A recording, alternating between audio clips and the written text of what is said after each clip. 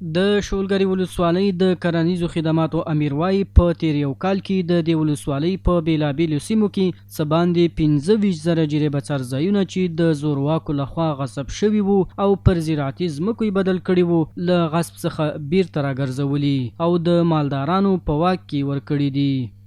ما بیشتر از 25,000 جریب زمین از زیر غصب خارج کردیم که